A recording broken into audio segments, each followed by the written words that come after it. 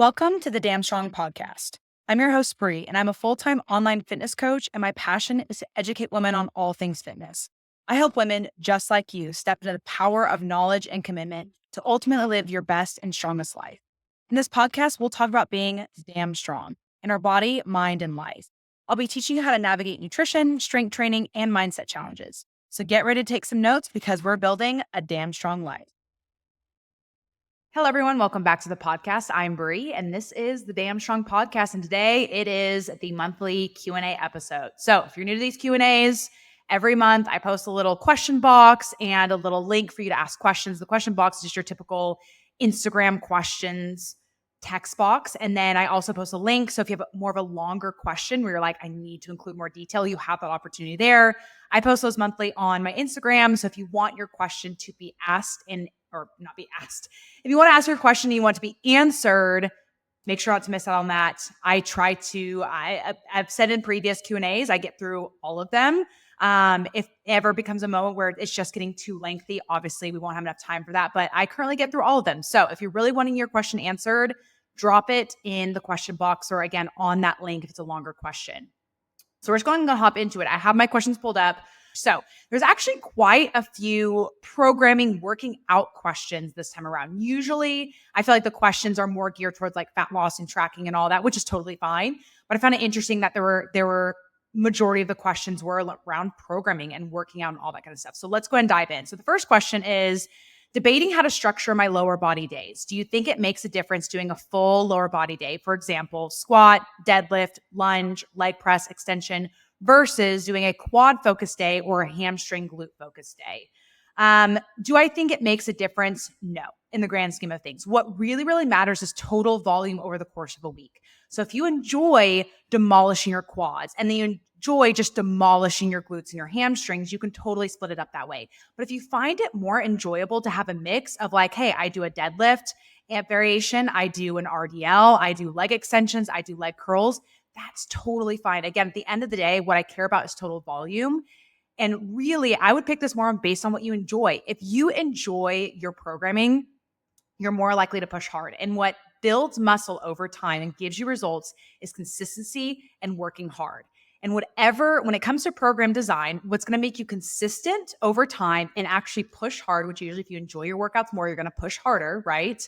That's going to be the best way to organize it. The only time I could see it applying where maybe it might matter is if like you have some really big goals with like a squat or a deadlift and things like that, probably not doing those back to back, right? If you're like, hey, I'm going for some PR, like all-time lifting goals, 1 rep maxes, you would split those up probably because obviously you deadlifting is going to very much exhaust you for your squats. So if you have a specific goal like that per se, maybe split those up. But that's the only time I would see that it actually makes sense for you to split those up. Okay, the next question is, do you do cardio throughout the week? Why or why not?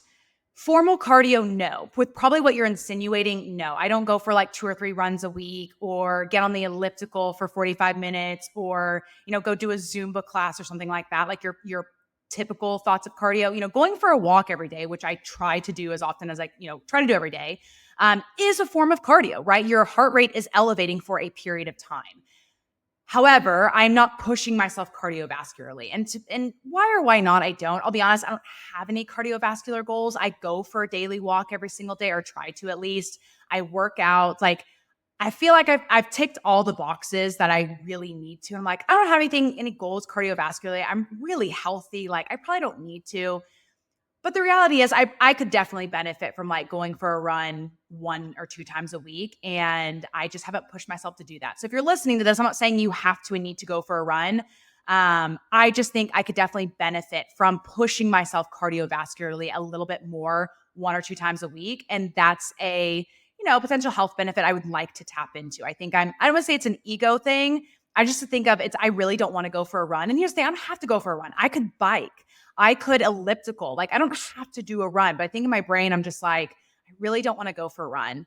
I really don't want to get all sweaty. And so I'm like, it's fine. Like, I don't need to go do any running or cardiovascular. And I think the reality is I could definitely benefit from it. I do think for the most part, I do have a lot of the health box ticked, but I do think I could elevate it a bit by adding in something cardiovascularly. So that's my why not. But I think I do see that being added into my future.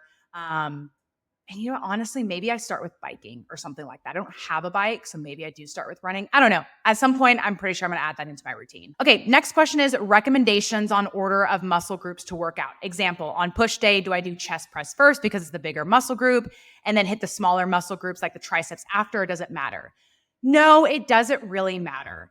Whether you do chest press first or you do it last, as far as building muscle, it doesn't matter. Now, if you have some PR goals of like, hey, I'm trying to put 240 or put a 45 on each side, starting with the lift that's most important to you to progress on the fastest, I would put that first. Because when it comes to putting something last, like you are pre-fatigued from it. So you're like, hey, I really, really want to focus on getting my numbers up for chest press or squat or deadlift. I would start with that first. That's where I'd say it matters. If you're just like, hey, I want to build muscle, the order isn't going to super matter. The only other reason I would say, again, this is just building muscle. No, doesn't really matter. You can order it however you want. The two reason I would say to think about maybe putting something first is one, it's one you really want to get to push some numbers on, right? Pull-ups, push-ups, chest press, all that kind of stuff. Or it's something that is very neurologically demanding. For example, I will typically program RDLs first because it's very neurologic. It's not only a big exercise, but it's also neurologically demanding, meaning there are so many cues that you're thinking through, right? You're pushing back your hips. You're keeping the bar close to your body. You're lowering down. You're keeping your neck neutral. You're trying to push and be really, really strong and keep your back neutral and be strong through your core. There's a lot you're thinking through. And to reduce the risk of injury, I want you fresh for that exercise. Now, I don't always do that. There are times where I'll program a leg press first and then we go into RDLs. Sometimes just that's how it gets programmed. But a lot of times, anything that's very neurologically demanding, I will typically put first. And you can even say maybe a chest press is neurologically demanding, especially like a barbell, right? Because, I mean, if that bar goes down and you can't get it up, if you don't have a spotter, like you're kind of SOL, right?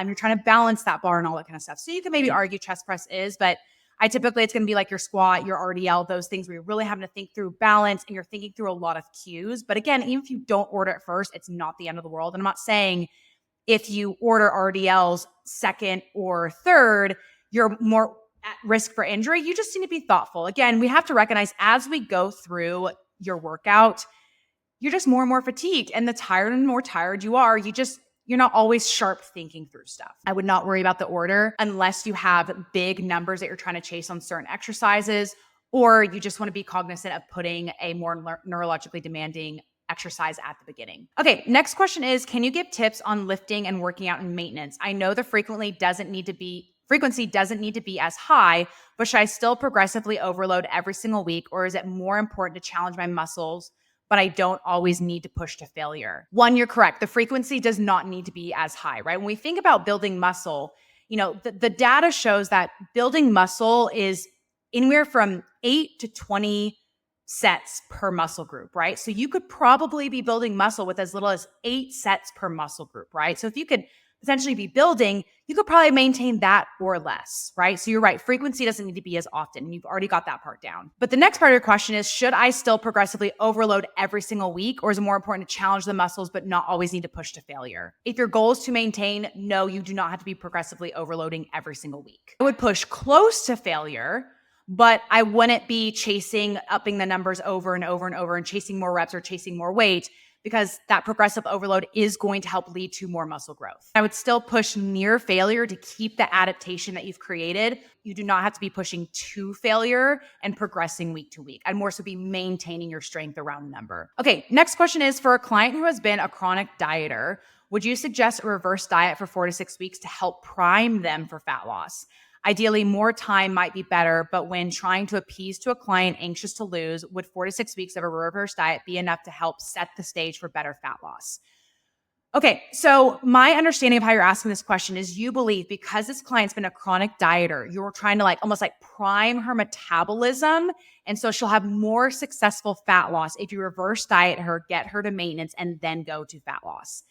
That is not really the case, right? If someone is in a deficit, they're going to be losing weight. And if she is a quote unquote chronic dieter and she hasn't been losing weight, she's been at maintenance, but in a chronic dieting mindset. So she's actually been at maintenance and she hasn't been losing. And she's this chronic dieter. She's always been wanting to actually, let me backtrack that. There's 2 points, right? If someone comes to me and says they're a chronic dieter, that's going to mean one of two things. Either they have constantly been trying to be in a calorie deficit and they have not been successful. So they're in a chronic dieter mindset, but in a chronic maintenance phase in reality. Or if they're a chronic dieter, it means they constantly are going to a fat loss phase, losing fat, and they bounce back into maintenance and they lose fat and they go back to maintenance and they gain it and they lose, like they're constantly gaining and losing weight. And they're this chronic dieters, they're always in a diet phase because potentially they're always either gaining back the weight, or it could just be they're really obsessed with being their smallest self. If it's someone who is constantly going back and forth between losing weight and then gaining it and losing it and gaining it, and they're a chronic dieter in that sense, they have much more of an issue with balance. And so I would be wanting to seek, hey, how can we find balance through all of this? And so for that person, I might be like, hey, you know what? We don't even need to worry about a fat loss phase. We know that you're good at losing fat, but you can't maintain it. So what we're going to do is before we go into a fat loss phase, we should really go into a maintenance phase and get you to maintain your current weight now. If you can maintain your current weight now, you're going to be more successful after the deficit. And I totally get what you mean. If you're talking with this client and you're trying to give them your best professional opinion, but you're also trying to like honor their wishes and what they want. I think at the end of the day, you have to advise them what's going to be best for their goals, but there is going to be some pushback and you may have to have a compromise. So for me, if I had a client who came to me and again, I'm going to go through the other scenarios as well, but if I had a client who came to me and says, hey, I constantly lose weight and then gain it back, lose weight and then gain it back, lose weight and then gain it back. Depending on where they are mentally and what their situation is, because everyone's unique, I may either have them go into a deficit and then through that deficit, it's probably more than likely they went through extremes in that deficit, build balance in the deficit, and then we come to maintenance, work on balance. Or it might just be, hey, we can't even focus on fat loss. You have to learn how to have balance at maintenance because we know that you can lose body fat. So the problem isn't losing body fat, it's maintaining it after. And so we need to build you a more balanced lifestyle now for 4 to 8 weeks. And then once we can build that balance for you, then we'll go into deficit and you're set up for even more success after. So it's just, that one's a little bit hard for me to tell you which one to choose in that scenario, just because it's really dependent on what the situation is. The other situation that you mentioned and talked about, that I mentioned and talked about, a chronic dieter, or someone saying, yeah, all I've been doing my entire life is dieting, and I've been eating 1,200 calories and I can't lose weight. I'm just a chronic dieter. I've messed up my metabolism. That isn't true. If they were actually truly, aside from having like a hyperthyroid issue, like if they actually their BMR is lower because they're having like an actual medical issue, that's different. I'm not talking about that. That's obviously something they get on medication, fix their thyroid. That's different. But someone that has all the health markers are there. They're good to go. And they've been eating at 1,200 calories since the last they can remember, and they can't lose weight and they've messed up their metabolism. That is just not true. If they have actually been chronically at 1,200 calories, they would have lost the weight that they wanted to lose. What's actually happening is they're probably tracking at 1,200 calories in certain periods of time, and then it goes to the weekend, and then they go crazy and they eat more calories, and it actually offsets into maintenance for them, or maybe in a surplus if they're continuing to gain weight. So with that client, I would probably, again, this is all unique to the situation, but if that was it alone, where the person was like, hey, I'm a chronic dieter, I've been eating at 1,200 calories and I can't seem to lose weight, I know that they haven't been eating at 1,200 calories. And so I will try to problem solve with them. Okay, what are we missing? Like, how are we tracking we're going out to eat? Are we weighing things on a food scale? I'm not afraid to put someone into a calorie deficit at that point, because I know they haven't actually truly been in a calorie deficit. And we've got to find, where's this hole that they're missing? Do they have a step goal? Are they working out consistently, and all those things? So I would put that person in a calorie deficit if that was the only situation that was up there. So for your situation, I don't think you need to, but again, it's unique to this person. You know them better than I do. You do not need to prime their metabolism for a fat loss phase if they've been over the last 6 months to a year constantly gaining weight or maintaining whatever weight they've been at, because they haven't been in a deficit. Now, you also talked about the appeasing the client. And you didn't necessarily ask this question per se, but I think it'd be worth talking about for any other coaches out there. Yes, there is this balance of like, your client wants to do X, Y, Z, and in your professional opinion, that's not the case. You have to educate them to the best of your ability why. And if they're still pushing back, then it's about finding a compromise, right? It could be, you know what, I'm happy to put you in a fat loss phase. I'm totally down to do that. However, here's the compromise. I need to see that you can track consistently at maintenance for 4 weeks. And if we can do that, if we can be consistent with hitting our step goal, tracking at maintenance, tracking through the weekend, not saying screw it or whatever they're struggling with, then hey, at the 4 week mark, I'm down to put you in a fat loss phase. But prove to yourself and prove to me that we can be consistent through this, right? And through that time, again, depending on what this client's struggling with, maybe you're like, okay, they're definitely not tracking accurately or tracking well. You can start to pick through that stuff and find where they're not tracking well and where they're not tracking accurately. And oh my gosh, she's found they're not using a food scale. They're using cups and tablespoons. And you can take that time to really clean up their tracking. So then when they go into a fat loss phase, they're that much more successful because they actually have all the tools properly in place for them to go into a deficit. So a lot of times it's about finding a compromise and saying, okay, look, I hear what you want to say. I know you want to go to a fat loss phase, but because of X, Y, and Z, we need to be at maintenance for 4 weeks. A lot of times with clients too, if having clients listening, this has probably happened to you. I will educate the client as much as I can on why I don't want to do X, Y, Z, but sometimes the best learning tool for a client is just having them go through it. I will advise them like, hey, I don't think we should go into a fat loss phase. I think we should work on this. Or it might be like, yeah, let's go ahead and go into a fat loss phase. Let's see what happens. Because that's the best part about everyone's journey is if something isn't working, you can change it. And so it could be with this client, you know what? Go ahead and go into a calorie deficit for 46 weeks, right? Like tell your client like, hey, okay, you know what? Deal. We'll go into a deficit for 6 weeks. And if it turns out that like you're really struggling with like the all or nothing mentality, and if we see you struggling with being consistent with following through through with things, then we're going to dial things back. I've definitely done that with clients before where we've gone into a calorie deficit and they're struggling to hit they're not just struggling to hit their calories. They're struggling just to track every single day. They're struggling just to hit their step goal. And so we'll pull it back and like, hey, we're no longer in a fat loss phase right now. We're just going to be in a consistency phase. I want you, no matter what number you track, no matter how many calories you hit, I just want you to track every single day. And then it might be their step goal. Hey, you're not hitting your step goal. Our goal is that you have to go for some type of walk every single day. And so we pull back. So sometimes allowing the client to go through what they think is going to be best, and then through that experience, realizing it's not what's going to be best is actually the best teacher and the best learner. So there's a lot of times where I will advise a client, I am not pro this. I wouldn't advise on this, but I'm going to be here to support you with whatever we end up choosing, and then letting them choose that fate. And they go through that fate and they're like, yeah, that was not the correct choice. And then they're even more, what's the word I'm looking for? More open to hearing through what you want to do and actually being consistent and adhering to what you want to do because they've lived through an experience that it's just not worth it to do it that way.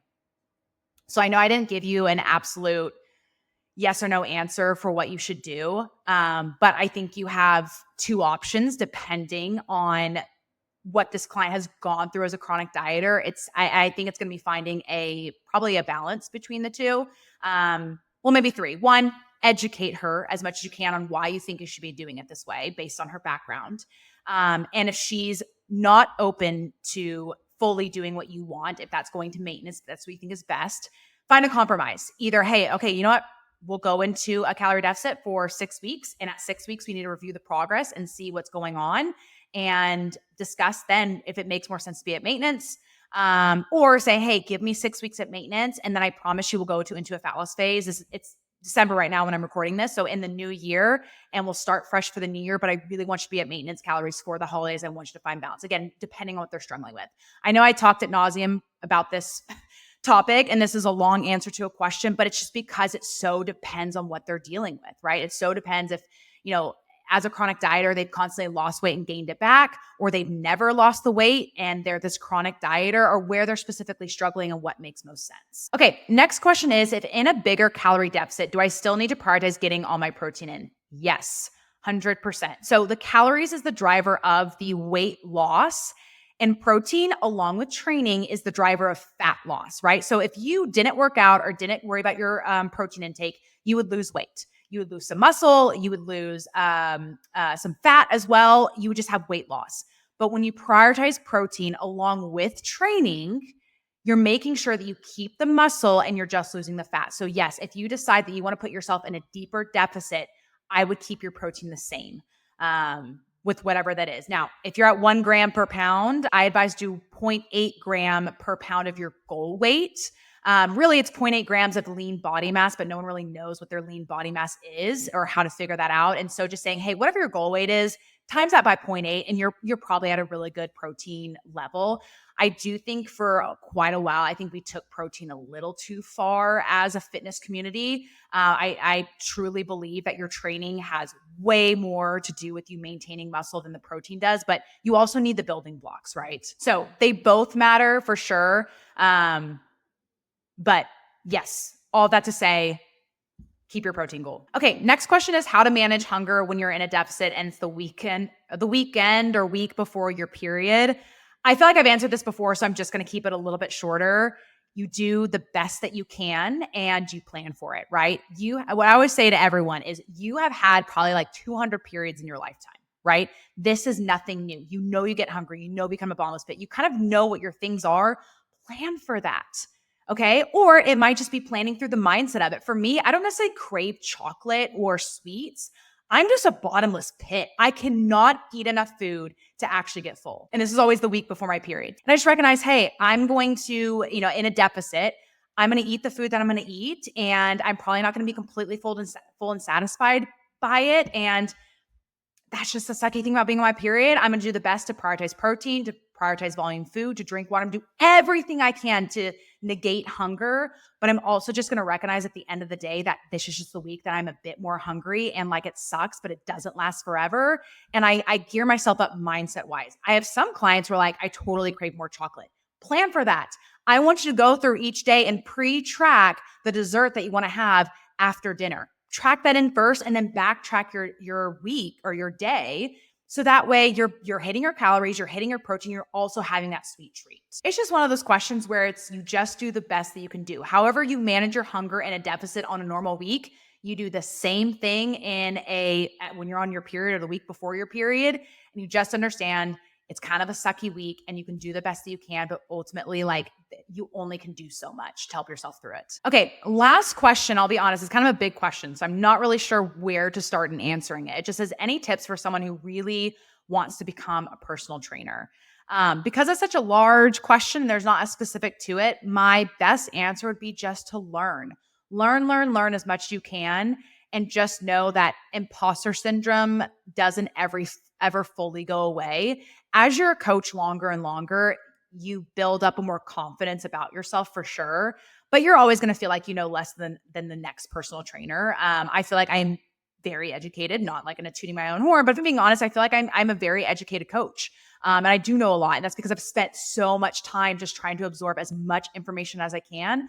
But I also look to other coaches and I'm like, man, I wish I was as knowledgeable as them. And I recognize there's people that are going to be smarter than me. So my biggest thing, if you want to become a personal trainer, learn as much as you can. And then just understand that having imposter syndrome is totally normal. It goes away through taking action, not through being like, oh, I'm not become a personal trainer because like, I don't know as much as this person. You learn more by doing and taking that action.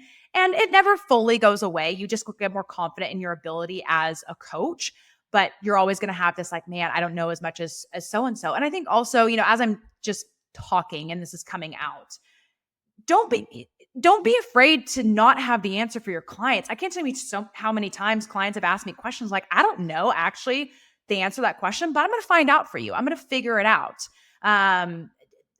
Clients will respect you for that than half-ass answering a question. If I had a professional in my corner and I asked them a question, they're like, you know what? I don't know, but I'm going to find out for you. I'll be like, wow, that's awesome. I would have nothing but respect for that person because one, they didn't try to half-ass their way through an answer. And two, they're actually going and doing the legwork to help me figure out the answer. But if you're the person that asked this question, the next time I have a Q&A, I would love for you to ask this question again and give me more specifics of maybe where you're struggling as becoming a fitness coach, or if you have more specific question, I would love to answer that for you so we can dive into that. I do have a couple episodes on being like a coach and stuff and things I wish that coaches knew. So if you scroll through the catalog, the rotary, whatever you want to call it, of podcast episodes, I have a few things that are a few episodes where I talk specifically to coaches, and that might help you as well. All right, guys, that is the end of today's Q&A episode. As always, thank you so much for joining. Thank you for supporting the show. If you want to take a minute and screenshot this episode, share it to your stories, tag me. It does help to spread the word. It's absolutely free to do so. Spreads the word about the podcast. More people get to listen to this, and it just helps me out a little bit. So if you want to be on a Q&A podcast episode, the next time, be on the lookout in my stories for me to post the Q&A question box. You can ask your question and I will answer it for you. All right, I'll catch you guys in the next episode. Bye. Thanks for listening to another episode of the Damn Strong Podcast. Show me some love by leaving a review and sharing a screenshot of this episode on your Instagram stories. Until next time, stay strong.